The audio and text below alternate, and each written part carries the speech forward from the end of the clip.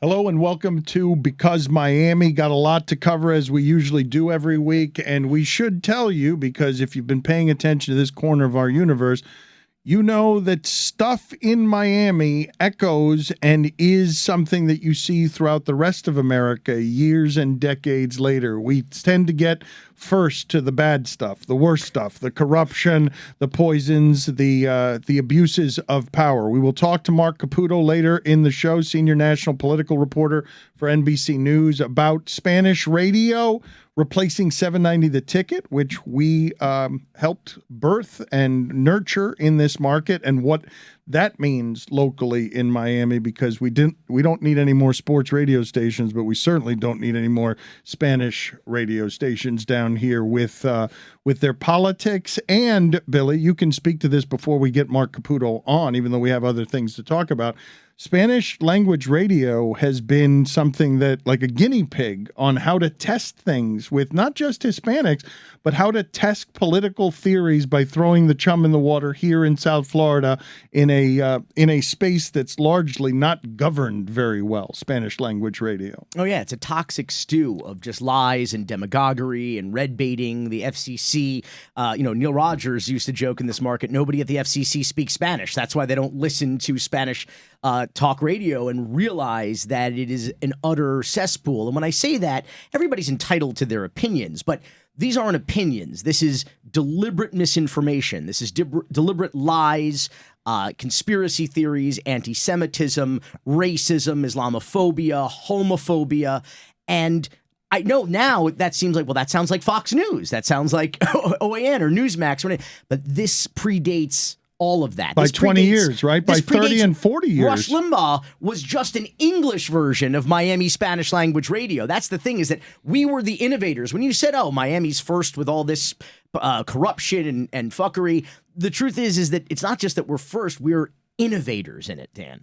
So even if we're not first, we will import it, we will perfect it, and then we will re-export it to the rest of the country and the rest of Latin America. I mean, we are the innovators in how to take something right and turn it upside down and make it backwards, like the direction this country has been going in the past 4 years. Your biggest enemy, I think, locally has been Joe Carollo. And the reason I bring him up yet again, the city of Miami commissioner, who acts like the head of a police militia, of state militia, who acts in many ways like somebody who did not learn the lessons of Cuba, but is trying to do things in Miami that you would associate with Cuban regimes from many decades ago. He is now in the news because he is going to have to finally face some abuse of power claims. And he's been abusing, for those who do not know, he's been abusing power in this market for what, Billy? 40 years? He's been the shadow governor of Miami. He's been the tin pot dictator. I mean, this is a guy who doesn't hate Fidel Castro. He hates that he's not Fidel Castro, that he doesn't get to impose his mores and his values and his censorship and his wacko whims. I mean, when he was the mayor of Miami 20 years ago, he was known as Mayor Loco, which means crazy for people who don't know. Crazy Joe is what they called him, Loco Joe. And Joe was the youngest commissioner ever elected in the city of Miami. This was in like 1978, and he is still terrorizing this community. I mean, Joe Carollo has done to Miami, its business owners and its residents, what he did to his ex-wife and his daughters. Physically and psychologically abused them. Okay, this is a man who his own family describes him as a sociopathic bully. Okay, this guy was Miami's Trump before Trump, and he was Miami's Herschel Walker, okay, before Herschel Walker. And we've talked about Ball and Chain and other establishments that he harasses with the power of the government. Other establishments that are run correctly, that no one thinks are being run incorrectly, but if you change the rules because you have the power to change the rules, you can shut anyone down. This is the thing about a bully and this form of toxic leadership and toxic masculinity. This is a guy who thinks that power is displayed by hurting other people. He thinks that's a legitimate display of power. Not, hey, I'm in a position where I can help people in my community. I represent Little Havana. I represent a poor and rapidly gentrifying community. What can I do to help them? He's not thinking about them. He's saying, I am powerful when I inflict pain, when I make people suffer at my nonsensical and whims. And that's what he's doing in Ball and Chain. He's got 2 federal lawsuits that the city of Miami taxpayers have spent upwards of $1 million and counting to defend. But here's something interesting that happened.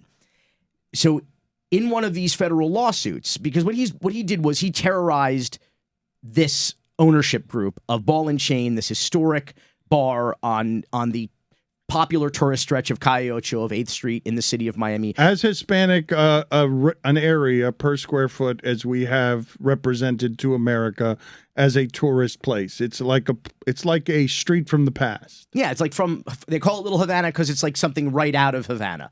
It's pretty extraordinary. It's a lot of fun, great music, great food, and some great businesses like Ball and Chain, like the Tower Theater, the historic movie theater across the street. And Joe has decided that he wants to enact political revenge, like Fidel Castro would, on these business owners. We've talked about it many times here. They made the terrible mistake 5 years ago of holding an event, a political event, for a candidate who was running against Joe Carollo. And Joe Carollo has tried to destroy their business unconstitutionally, depriving them of the use of their private property, of abusing his authority and power as a city commissioner to sic code enforcement and the police department and fire and everybody at the city.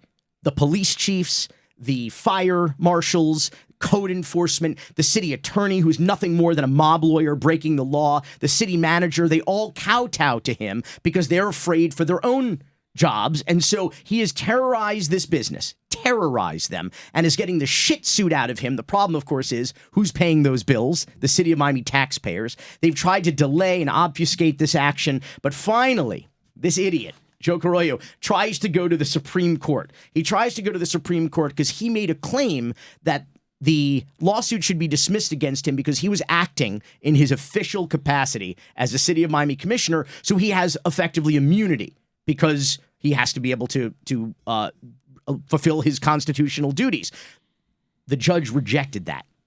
The 11th District Court of Appeals rejected that. Said, no, you are acting in an extrajudicial, personal, vengeful capacity. But the details are ridiculous, Billy. Like ridiculous. By American standards, even today's American standards. By Cuban standards, they're ridiculous. Even in an America that's upside down with people abusing their power, the details on this petty, vengeful tyrant attack. Well, I'm not even talking about him. I'm talking about his behavior on an establishment that doesn't seem to deserve this wrath in any reasonable way. Is an abuse of power that should be personal to anyone listening to this who cares about freedom in Miami and freedom to run a business, and what a nightmare it would be to be running a business legitimately that's successful. That's a hard business to run and run into somebody who's playing this kind of defense with an abuse of powers on your establishment. It's criminal. And if we had leadership and accountability from the state attorney, Catherine Fernandez-Rundle, from the city attorney, from the city manager, from anybody, this guy would not be in office. He would be in jail. There is a criminal investigation ongoing, the Broward State Attorney's Office right now against him. And because of the Supreme Court rejecting his effort to have them hear this, that means the lower court's decision stands, and that means that he is personally responsible and personally liable in this case when it goes to trial next April. And that also means that he's supposed to start paying his own legal bills. And I bet you that the city is going to find some way to find some loophole or some way that they're going to get him around that, because he's now on the hook for his misconduct for probably one of the first times in his life. It's not just like this was me acting in my official capacity as an elected official. No, this is you acting as a rogue agent and a criminal, violating the constitutional rights and private property rights of these business owners, and now he's going to have to answer for it. But he's supposed to be paying his own attorney, and Ben Cuney, one of the best mob lawyers in town, okay, doesn't come cheap, okay? So the city of Miami taxpayers have been paying him, but now Joe's got to start coughing up. And I wonder what's going to happen if the city finds a way around that. I would hope that the city taxpayers can take some action against the city, because the city of Miami, the government, is a racketeering enterprise masquerading as a municipal government. And that is what the second lawsuit against Joe Carollo and the city contends. It's effectively a RICO. It's basically saying that the city of Miami government, from top to bottom, operates as a criminal enterprise that targets political opponents. And I believe that's 100% true. You mentioned the Tower Theater. Your movie, God forbid, has advertising all over Times Square. Hulu has put a big push behind it, and it is premiering at the Tower Theater. When is that going to happen? Yeah, that's breaking news this week. The Miami Film Festival, run by Miami-Dade College, who Joe Carollo just evicted, by the way, from the Tower Theater effective January. They have just announced their Miami Film Festival Gems lineup. We are going to have a Miami Film Festival Gems preview night on Thursday, October 27th. That will be the Florida premiere of God Forbid, the sex scandal that brought down a dynasty, which officially launches on Hulu on November 1st. But if you want to see it first, the Florida premiere is Thursday, October 27th at the Tower Theater. The historic Tower Theater on Calle. See it before Joe Carollo firebombs it or has code enforcement shut it down. Already he's going to evict Miami-Dade College and completely destroy that venue in pursuit of a real estate hustle. We'll talk more about that. Well, no, let's talk about that now. I want to talk about the city of Miami will not let Miami-Dade College, as you mentioned, renew their contract with the theater. What's happening there? What's the backstory? Well, go to MiamiFilmFestival.com, get tickets not only for God Forbid, but for the Miami Film Festival Gems preview night and festival this November. It's an incredible venue. What Miami-Dade College accomplished over the last 20 years that they've had a lease on this historic theater that was basically run down, deserted, and empty. To explain to the audience, this looks like something out of the 1950s. The way that people, when they would go to the movies in the 50s, would go to a small theater on a small street in a small town. It all feels very intimate and very nostalgic, and they have taken care of a theater that was in disrepair and brought it to life. They've invested over $1 million of Miami-Dade College money to do what I think is pretty unprecedented, particularly in the city of Miami.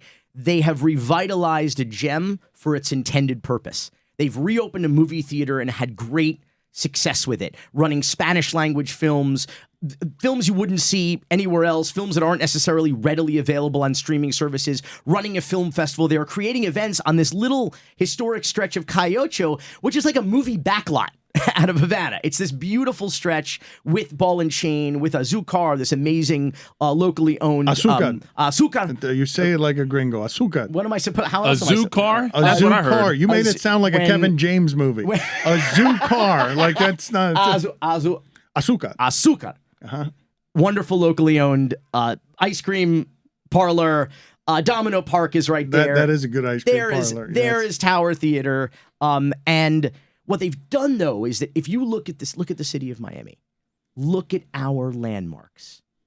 We don't have that. The Orange Bowl. We don't have Miami that Marine Stadium. The Coconut Grove Playhouse. People listening might not know. The Orange Bowl's gone. They knocked it down. That they know. I think the people listening know that. But Miami Marine Stadium. We don't have many landmarks. It's deliberate blight. They have neglected these. The Coconut Grove Playhouse, was home to the premiere of the Diary of Anne Frank, Waiting for Godot. This is a historic, extraordinary gem of the arts. It has been, for 20 plus years, it has been falling apart as the Coconut Grove neighborhood has been totally revitalized. This just sits there at the entrance to the Grove, the southern entrance to the Grove, just falling apart, and it's disgusting. But Miami-Dade College reinvented, revitalized, again, not only the building, but the venue as a movie theater. It's been incredibly vital and exciting to see people line up in front. This past weekend, people were packed. They had sold-out show after sold-out show, and Joe wants to come in, evict them. This is part of his effort to inflict harm on people, to be the tin pot dictator of Calle. They a few years ago, they put out, I shit you not, a flag for Little Havana, That includes a rooster, by the way. Of course, it must. Cockfighting, It has to. Yes, a giant rooster of some sort has to be in the mix. And so he wants to be the president of Little Havana. Roosterville. Yeah, of the cockfights. And so the president of the cock. Yeah. So you arrived, Joe. You are the president of the cocks. What do people need to know, though, about the specifics of what's happening here? Oh, I mean, it's over. I mean, he's going to take that over. The city is going to. The first thing he said is that all of this defamatory propaganda about ulterior motives is nonsense. That's his tell. The second he comes out and says we have no ulterior motives, that's how you know they have ulterior motives. This is part of the same thing we talk about with Ocean Drive and with Miami Beach and this referendum to give away active blighting so that it's a real estate play. That's always it. Neglect the things so that you can just take them, refurbish them, have them be yours. How else you get around a historic designation? This is a legitimately historic site. So the only way to do that is to neglect it, deliberately blight it, and then say, shrug and go, what can we do? We got to knock it down and redevelop because, look, it's falling apart. Now, if you let Miami-Dade College continue to run it as they have for the last 20 years, investing time, money, and energy, bringing people to the community, bringing events, Joe is proposing. This is just what an antiquated, just what a fossil this guy is. He says he wants to run documentaries about Miami, like tourist films, charge people $1 to come in, give out pamphlets and brochures at this venue. Basically turn it into like a welcome center. Turn it into Yeehaw Junction, okay? Turn it into a tourism whatever center. A museum in the Keys, and like one of these small museums on the way to the Keys that no one goes to, that runs a film all day and 7 people go. And he said, but he wants to also transform it to be a live theater, which, by the way, will cost millions of dollars because this is a movie theater, not a live theatrical theater. He wants to do live shows, Dan, and charge as much as $15. Does he have any idea what it costs to put on a live production? You have local regional theaters down here who charge $50, $60, $70, $80, $100 a ticket, and they can't break even. They're all Knight Foundation darlings who are getting supported, who have benefactors in order to run these arts facilities. And he's not just delusional, he's lying. He's lying, and he's trying to do what Miami always does to its landmarks and its gems, and that is destroy them and bury them. Another one of your frequent enemies around here is the city of Miami Mayor Francis Suarez. No crime in leaving Miami for a fundraiser in New York prior to Hurricane Ian, but what was the reporting on what he did to and in front of his house to protect it from flooding in a way that the average citizen does not have access to? So these are not my enemies. These people are enemies of Miami, Dan. Okay, these are people who there's a line in the sand, and they say, I'm not on the side of the people of Miami. I'm on the side of myself and my cronies and my benefactors and my pocketbook. And Francis Suarez is the most corrupt mayor, dollar for dollar, in the history of Miami, which I admit is quite an achievement. I admit. But this mayor, Ponzi Postalita, am I pronouncing that right? You are pronouncing that one right. That one you say with a Hispanic rhetorical flourish. I was surprised by this, though. I guess I shouldn't be surprised anymore. What were you surprised about? Well, the number of pumps in front of his home to prevent flooding when he's taking care of just his home. You know Francis loves a pump and dump. In fact, I think that was his nickname at Belen back in the day. But the truth is that Francis Suarez, during Hurricane Ian, fled Florida before we even really knew how impactful it might be in South Florida. And it was not without its impact. Fortunately, we did not withstand the brunt of it. But he fled the state of Florida to go to a ritzy fundraiser in New York City. But before he left, Dan, he made sure to look after who? Himself and his property. Okay? They don't call it our Amy, Dan. They call it my fucking Amy. Okay? So Miami Mayor Ponzi Postalita, of the 14 temporary pumps that the city has to go to low-lying streets or streets that are impacted by king tides, where we flood on a sunny day, or streets that has been this week. We have seen king tides that, as I drive anywhere in Miami, I can't believe how high the water is, how close it is to going over the seawalls, and in many instances, how often it is going over the seawall. You saw what happened in South Point Park. I mean, there was like what they referred to as a rogue wave, a wall of water as a result of really a dangerous combination of king tides and wild waters from the remnants of Hurricane Ian smashed right at South Point Park here, where the pier is knocked, like 6 people against. One of them got swept into government cut. People got thrown against metal grates and rocks and fences. People had staples in their head and their legs. I mean, you know, as Michael Grunwald says, you know, Mother Nature always bats last. You know, and just when you think you've skated away, we've gotten away with it, she comes back with a vengeance. And so Francis Suarez needs to protect not his city, not his constituents, but himself and his house. And one of the 14 pumps, just 14 pumps that the city has citywide, okay, to ensure that water does not pool and flood and stand in neighborhoods and busy streets.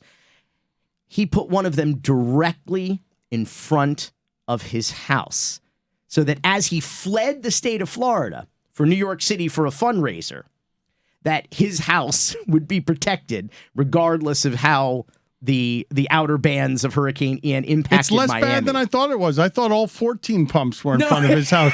It's just one of them. Just one. I actually believe that this is something that is almost morally upright, that he would only take one of the pumps as opposed to all 14. I thought all 14 were in front of his house. I will tell you that it is better than what Miami Beach Mayor Philip Levine did when he was mayor. He put them all around his house. He put all the flooding. He invested hundreds of millions of dollars to put permanent pumps in neighborhoods in which he owned real estate. So he really did one up Francis Suarez. But you have to remember, Francis Suarez is the same guy. He's the only mayor in Miami history to take 3 City of Miami police officers off the streets every single day, patrolling Coconut Grove and West Grove, communities that need a police presence, for his own private 24/7 security at taxpayer expense of over $1 million a year. That includes for personal events, political fundraising events, and even sitting outside his empty house when he and his family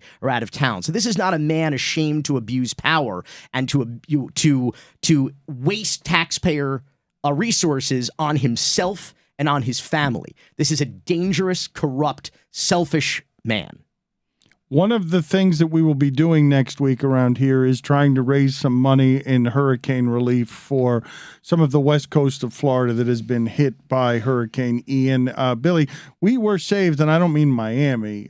Tampa, if Tampa had been hit by that storm, I do believe it would have resonated throughout America even more than it has now, because the decimation to Tampa would have been something that would have been felt as a region that people know better than Lee County or Fort Myers or some of the places in our childhood, Sanibel Island, some of the places where we vacationed as kids. Or you grew up in Fort Myers. So, I didn't. I was born there. Okay. I grew up in Miami. Okay, my bad. I'm sorry. You were merely born there. But what's going on in Lee County, and what can you tell us?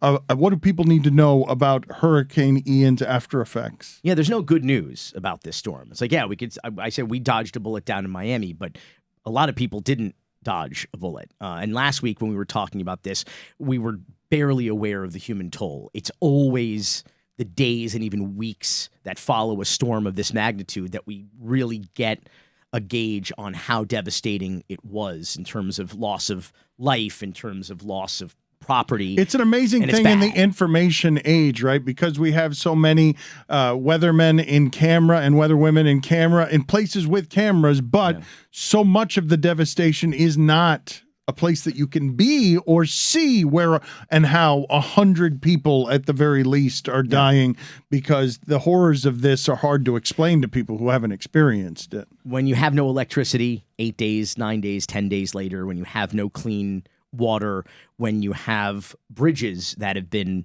destroyed, and you have people who are on barrier islands, which are up and down the rather substantial coastline of the state of Florida, particularly in the West Coast there, and where a great deal of development has occurred as well, because the most sought after and valuable real estate is waterfront property. That's what everybody wants, right? To retire on an island or a peninsula and have a beautiful view of the water. Well, with that comes storms, and on the Gulf, no less, in the ever warming waters of the Gulf, now warmer than ever, those storms get bigger and more powerful and more devastating. And when you have more real estate, you have higher premiums on real estate. You have higher on insurance. You have people also who may have homeowners insurance, but that homeowners insurance may not have wind insurance or flood insurance. It's very complicated in the state of Florida. And your bank for your mortgage may or may not require wind insurance. So you think you're covered with your homeowners, but you're not necessarily covered in these waterfront areas. And so people are now discovering that they don't even have the insurance, or that their insurance doesn't cover what they hoped that it would cover. It doesn't really matter in many of these cases because these homes are just gone. They are just either not there anymore, they're a pile of rubble, or they have literally collapsed. Or floated away. Into the water, or floated away. And that includes people's heirlooms and belongings, their family photos. In one woman's cases, the ashes of both of her sons. I mean, like, the stories are absolutely just heartbreaking and devastating. I was born in Lee Memorial Hospital. My family moved to that was in 1978. My family moved to Miami in 1980. I don't know what my parents were thinking, but they thought that was responsible parenting at the time to move to Miami. And of all years, 1980. Read the book, The Year of Dangerous Days, to know how misguided they were. But it's all worked out, I suppose, for the best. But the people up there, I mean, I still have friends that I know up there. There's an incredible book called Fourth Down in Dunbar about Dunbar, which is kind of the inner city of Fort Myers. Deion Sanders, Philip Buchanan, who went to Lehigh High School. It's actually where my parents lived, in Lehigh Acres. There's just, and that, of course, as always, a lot of the relief efforts focus on wealthier communities, on whiter communities, and you have underserved communities being underserved. And what's particularly tragic about that, on the west coast of Florida, where you have a lot of migrant workers who do a lot of the agriculture work out there. These are people who kind of, in a way, live off the grid. There are people who are extremely involved. I think in some hurricanes, they estimate in recovery and relief and rebuilding efforts, migrant labor makes up over 70+% of the workforce. Well, that was interesting to see now migrants brought back in from New York to help clean up a destroyed Florida after DeSantis sent migrants in a publicity stunt to Martha's Vineyard. The cleanup is going to be handled by migrants. And many of them exploited laborers and underpaid laborers, people who were brought down here for work and then told, well, you have to compensate us for your transportation down here and your living quarters, people who live in their cars, people who are, who are exploited and under, if not totally unpaid, but they will be very involved in this process. And they're now actually, ironically and tragically, Venezuelans from New England, in the Northeast, who were displaced by Governor Abbott in Texas and Governor DeSantis in Florida, who are now being asked to come back specifically to assist in these efforts, which is part of the reason why there's so many. Why Dreamers are that act is so important in the Congress. Why you have a lot of activists and immigrant activists in the state of Florida trying to get undocumented people to have ID cards just so they can. Because they shop, which means that they pay taxes in the state of Florida. They live somewhere, which means they pay rent in the state of Florida. We can pretend that they don't exist or that they're not contributing members of society, but that's not true. They are integral to not only to our economy, but in this case, our recovery. His new movie is coming out very soon. It is about religion. It's about power. It's about politics. It's about hypocrisy. It is, God forbid, I said that already when I said it was about politics and power and religion. Yeah, my bad, Marc Caputo is going to join us next. He's the senior national political correspondent for NBC News. We will talk to him about the heartbreaking death of 790 The Ticket. Look at Roy Bellamy, still grieving back there because 790 The Ticket has been replaced by Spanish radio. I'm hurt, dog. Dios mío. He's been at the Miami Herald, at Politico, and now he's at NBC News. He's the senior national political reporter. I want to talk to him about a personal story to us down here. If you're familiar with our show from 17, 18 years ago, you know that we helped start 790 as a sports station down here in South Florida, helped build it up into something that was a force for a while, and now last week it is dead. 790 is done, and conservative Spanish radio network Americano Media is going from satellite to local, and Mark is an expert in this area, and we've talked to you before, Mark. Thank you for joining us again, but for those who did not hear when we talked about it last, can you just explain to them what conservative Spanish radio network Americano Media, what it is and what it portends to do? Well, they started off as an attempted nationwide Spanish language conservative site, something you just don't see. And they made their launch by using satellite radio, XM radio, Sirius XM, as their kind of platform, their kind of their loss leader or whatever. They have these over-the-top broadcasts as well, meaning, Hulu or, whatever is you can kind of stream online. So what they did recently, unbeknownst to most of us, is they left satellite radio and they struck a deal with Odyssey, which is the owner of the 790 station, to just go into terrestrial broadcast, not nationwide, but just in the city of Miami. Now, the guys from Americano Media, by the way, it's now called Radio Libre, free radio or radio freedom. And they are saying, like, look, we just kind of began with Sirius XM as just a way to kind of launch, but we're getting more listeners, they say, just in this media market alone, the Miami media market in Spanish language conservative talk, than they were on Sirius XM. Now, whether that's true or not, who knows? The Democrats are saying, look, this is proof of the fact that this model just isn't going to work. Now, it probably does work in Miami. As we know, there's a lot of Spanish language conservative talk radio.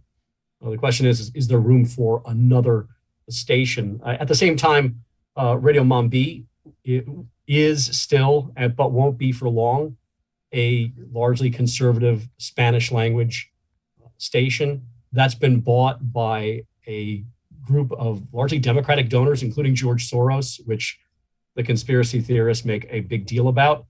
So as that transitions into more either centrist or liberal or left-leaning Spanish language talk, here comes the guys from Americano Media to kind of counterbalance that. What does it mean, though, that 790 has been replaced by the most evil thing? The loaded question. What? You usually accuse me of that. You usually accuse me of that. No, because explain to people what Spanish radio does. Like, man, it's been down here for a long time, unlegislated. I don't think that people believe, most of the people listening to this do not speak Spanish, so they don't know what a horror that thing actually is. But the question is like, how is it more horrible? I'm not accepting that they're horrible, by the way. I got to be, nice and down the line here. But like, how does it really differ that much from English language radio, or, whether it's conservative or liberal? Is not really liberal, is there? I mean, by and large, these two things sort of track. Now, I mean, if you don't like their content, yeah, I get it. That's one of the reasons that Radio Mambi is going liberal or democratic, is to see if that experiment works. But yeah, there has been, don't get me wrong, a lot of sort of crazy stuff on Spanish language radio. I think one of the hosts in one of the programs was talking relatively recently about how Black Lives Matter was founded, by people who are interested in witchcraft. There has been a very long and perhaps unproud tradition of misinformation, some would say disinformation, and kind of crazy content. But you said that this is kind of to counterbalance the recent acquisition of Radio Mambi and WQBA. Is that really? WQBA. You infected me because I said Americano Media when I should have said Americano Media. It's Americano. These are letters, though. You can't pronounce letters differently. Yeah, the hell I can't. The hell I can't. A zoo car. A zoo car. What do you think Ron McGill drives around work? He drives around in a zoo car. What are you talking about? Get the hook, man. Get the hook. What were you asking him before I interrupted you?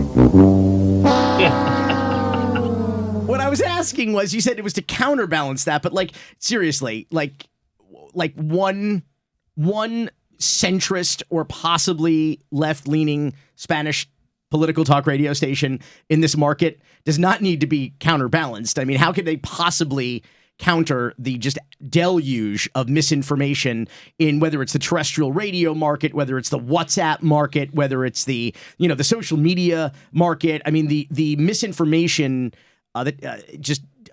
avalanche in Spanish language media, traditional, social, otherwise, is just absolutely overwhelming, isn't it? Well, what I found pretty fascinating is when the decision or the announcement for buying Mombi and QBA was announced, there was a real conservative Republican freak out. Like, oh my God, George Soros is going to take everyone over. It's like, right. I mean, have you listened to radio these days? I mean, you are right. Like the number of liberal or centrist or Democratic voices on Spanish language radio is very small. I think Robert Tejeda is probably the best example of a centrist broadcaster on Actualidad, and he's perhaps the most listened to, if I'm not mistaken. Yeah. So there is a market for less than kind of over-the-top right-wing content, but the conservative freakout over it was pretty intense. The question I have kind of moving past Miami is, can they support this sort of programming in other markets, like for instance in Texas or maybe in Los Angeles? Maybe they're going to be following them, but that's something we're going to find out. One of the things that I think we in the mainstream news media sometimes over-exaggerate is the influence of Spanish language media on Hispanic voters. But the reality is that's only maybe like 8% tops or 10% at the very, very most who get some of their news in Spanish language. Like most Hispanic voters across the nation get their news in English, because most Hispanic voters are, not recent immigrants. They're people who are second, third, maybe first generation Americans. So the amount of content that's being pushed, political content that's being pushed both on the right, and I guess to a degree we'll see soon on the left, I'm not sure how much it matches and how much of a niche it fills in the Hispanic voter market, so to speak. Mark, it is a week that began with a Monday, which means it was a bad week for Florida Democrats. Can we talk about the polling this week at the top of the ticket for this midterm election, the governor's race in Florida? Yeah,